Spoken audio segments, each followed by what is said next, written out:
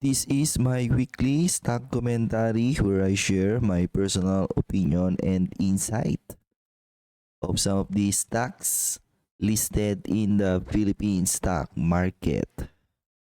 If you want exclusive investing related contents in the Philippine stock market, check the pinned comment. Meron din akong Facebook page, search for the Retail Fund Manager PH.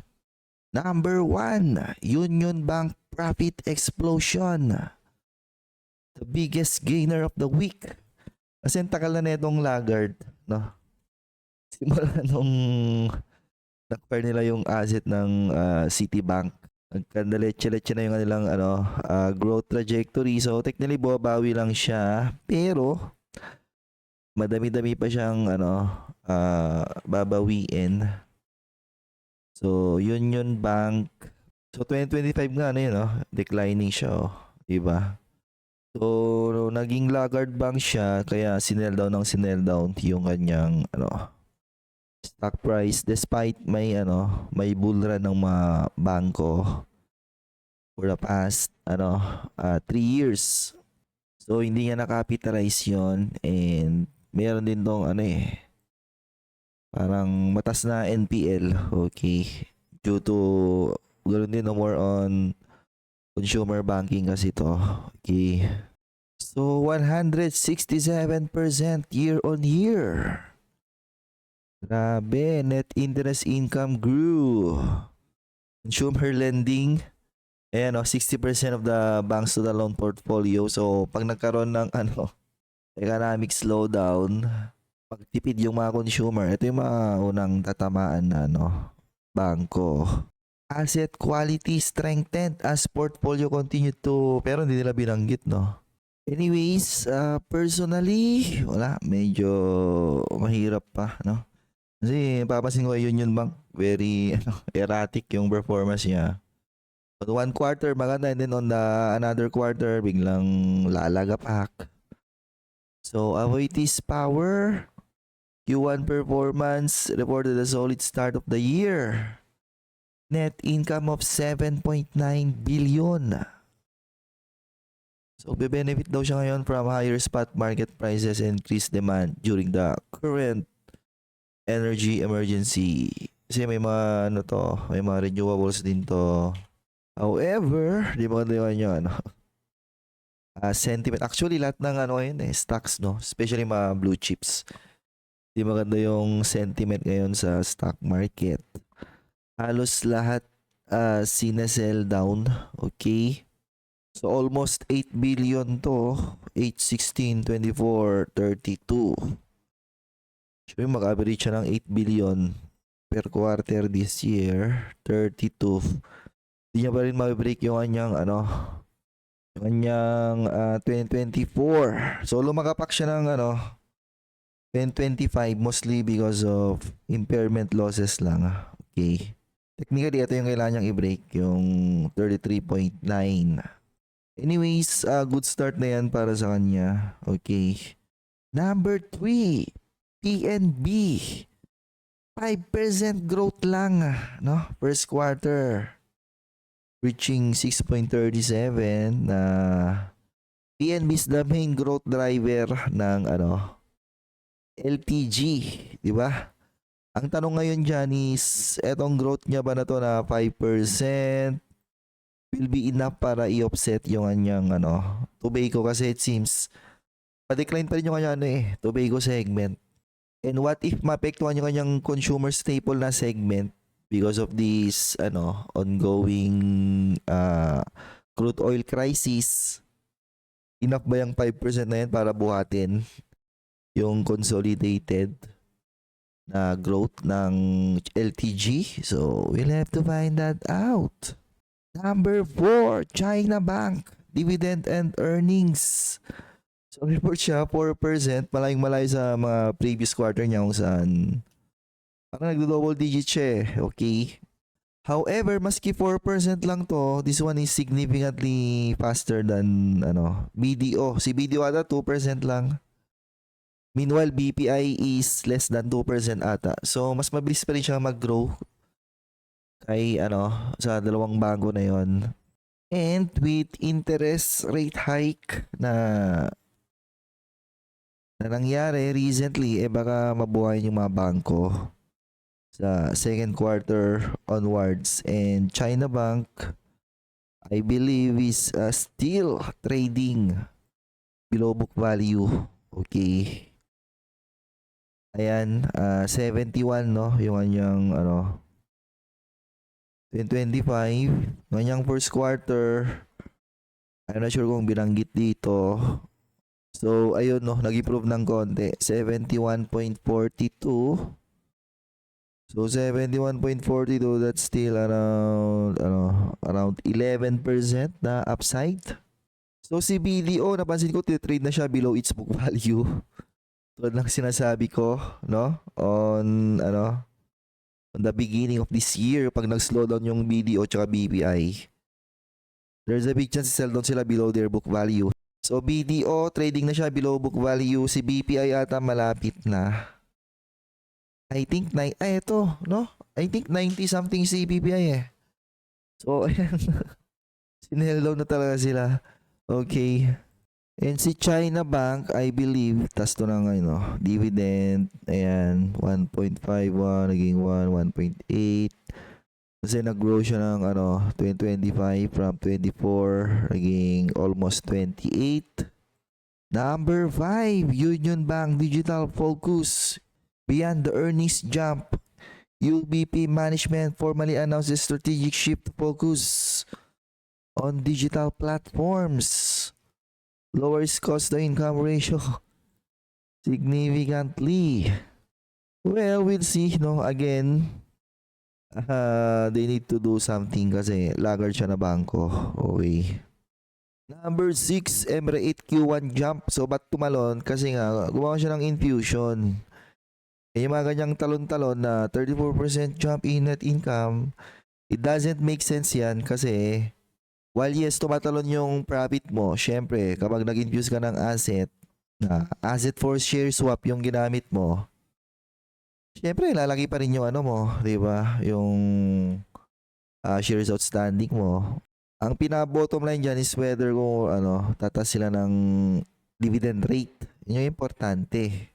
Bumagsak nga dito, ayan earnings per share. 1.3 naging 1.18. Pero ang tinitingnan dyan is yung FFO per share. Kapag yun, flattish, expect flattish din yung i-declare nito na dividend na baka ganyan lang din 0.250478. Ngayon, EMRA 8, di ba to pinipitik? Therefore, siya yung may matas na yield sa ngayon compared to EMRA 8 and RCR. The rally is driven by new office asset infusion and high occupancy rate. Hindi kayo nagtatas ng dividend eh. Ayan Ilang quarter na yan na flat yung dividend nyo. Di ba? Number 7, Nickel Asia, Kazakhstan bet. In a surprise move, Nickel announced a definitive agreement to acquire stake in Kazakhstan. Mining firm is a major geographic diversification. So, pinipitikan yung mga nickel stocks kasi pinipitik din yung nickel sa world market.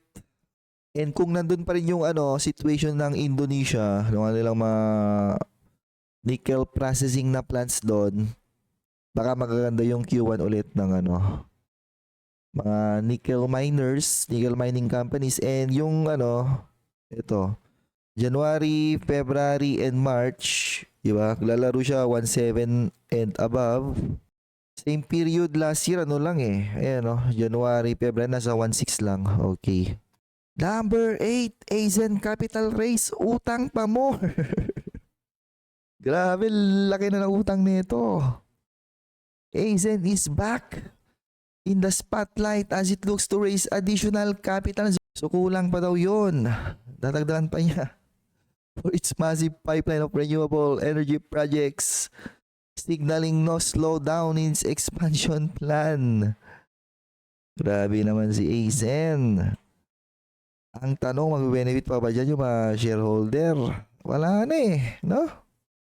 Etong run up niya kasi na to dati, ano to eh, ito yung speculative rise up niya eh, na-excite lang yung investor. Uy, ano, nagawa siya ng madaming expansion, gano'n. Growing year over year. Yun pala, lahat ng growth niya is pinondohan ng ano, massive debt.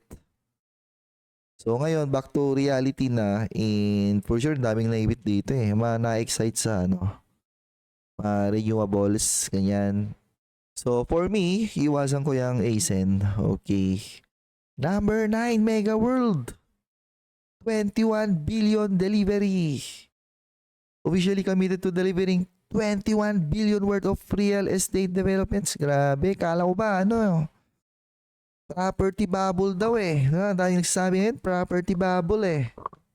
This delivery story is keeping sentiment positive for its property valuation. So sa akin parang si Meg's one of those cheap na property stock, and mas cheap niya siya ngayon eh. Sinasell down na naman, no? Ang tanong, kailan ba to magrarally? Di ba?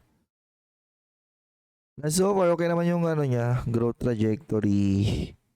So ayan, increasing revenue, increasing profit. Of course, tatas na yung dividend. Ang tanong, continue ba yan sa Q1? We'll have to find that out. So, PLDT annual reporting. Filed its 25 annual report with the US SEC today. Wala nga eh. Bad sentiment. Lahat ng blue chips. Sell, sell, sell. Si ICT na lang ata yung sell down eh. Di ba? Lahat sell, sell, sell eh. Ayan o. 11. FLI Prudence. Announce a more prudent stance for 2026 project. Dapat lang kasi malaki yung leverage nito. No? Malaki din utang niya. Management prioritizes cash preservation. Baka hindi na sila mamigay ng dividend. Well, this year namigay pa rin sila. Pero baka next year, no? Baka hindi na mamigay. So, flattish pa rin. Same thing na lang performance for 2025 and flattish.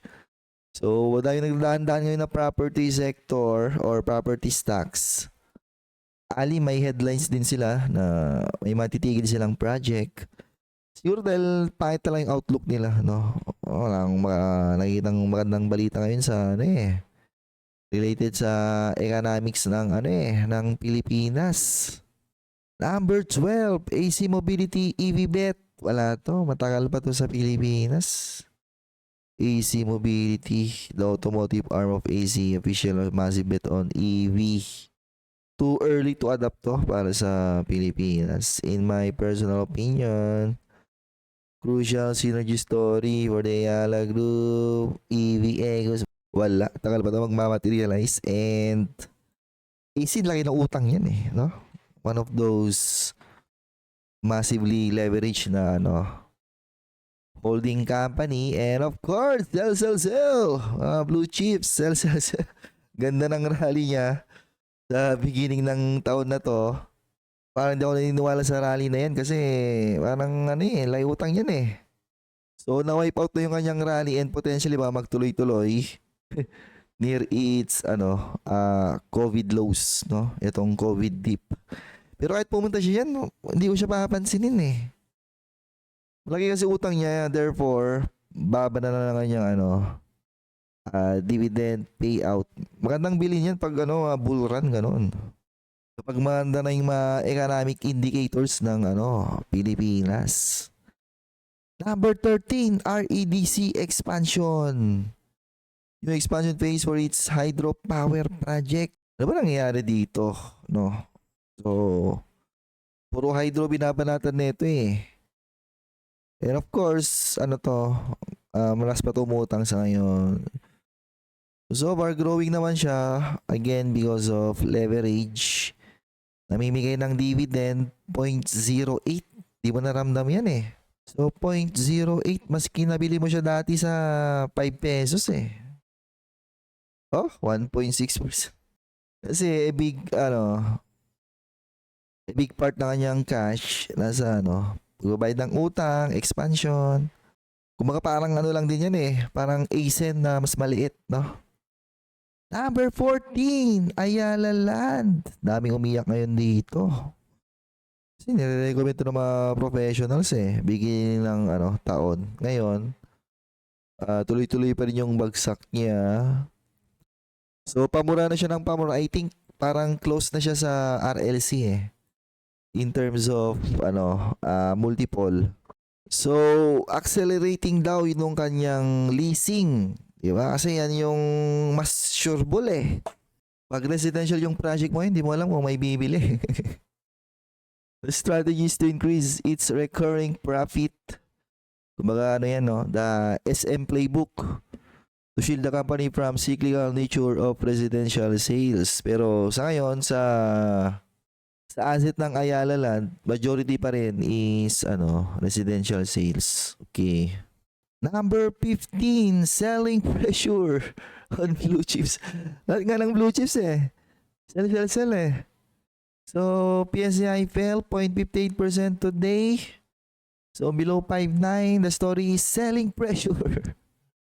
As investors take profits from, winner-like video. Parang naging winner, sinasell nga magti-take profit kay BD.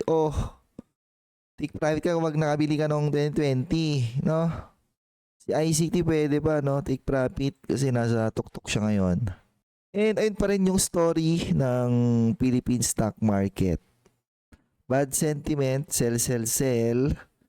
Dahil yung nagpapanik. Yung peso level nasa 61 na. Business confidence worse in, Parang nabasa ko headline. Business confidence is the worst for the past 2 decades ata. Ganun Galing BBM talaga nung gagawin natin And dumagdag pa yung inflation and interest rate hike. So, may paparating pang Q1 GDP report na feeling ko pangit. Kaya sinesell lang to ngayon. Okay. Kasi may mga na dyan Malamang may mga nakasilip na dyan. May mga nag-estimate na dyan. Kaya inuunahan na nila. Kaya pangit ngayon yung yung sentiment, malakas yung selling pressure. Feeling ko, di ba yung i-report na Q1?